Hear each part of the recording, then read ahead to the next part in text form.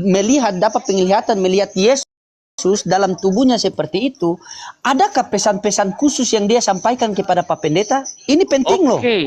Silakan Pak Pendeta, kesaksian ini. Tema kita kesaksian.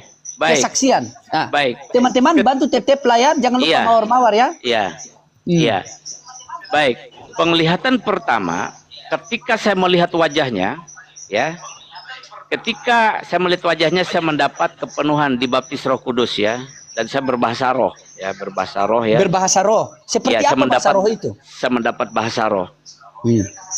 Oke, seperti yang Anda tahu orang-orang berbahasa roh seperti apa ya? Iya, coba. Nah, satu kata, dua kata tentang bahasa roh. Mungkin Pak Pendeta. Iya, bukan ini kesaksian loh Pak Pendeta. 1,7 menonton ini kesempatan Anda. Saya tahu itu.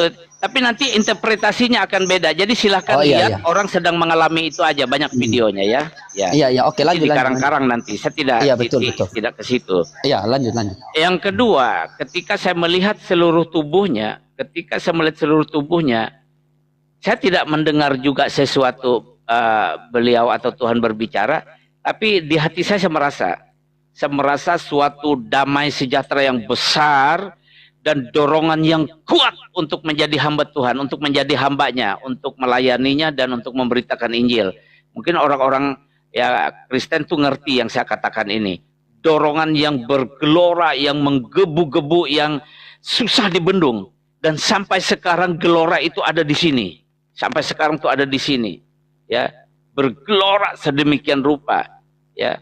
Nah, kemudian yang ketiga, ya, saya tidak melihat, tidak mendapat penglihatan, tapi saya mendapat suatu kehadiran, ya, satu kehadiran, dan saya sampai tersungkur, saya sampai menangis mengucap syukur, ya, dan saya hanya mendengar suara dalam roh saya, engkau anakku, engkau hambaku.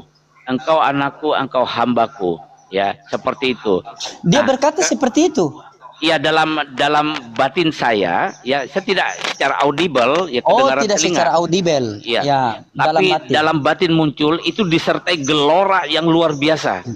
Nah, kemudian saya membuktikannya itu benar, Tuhan Yesus berbicara melalui Roh Kudus, ya kan? Ya. Ketika saya menolak untuk menjadi hambanya, ya, saya mengalami sakit.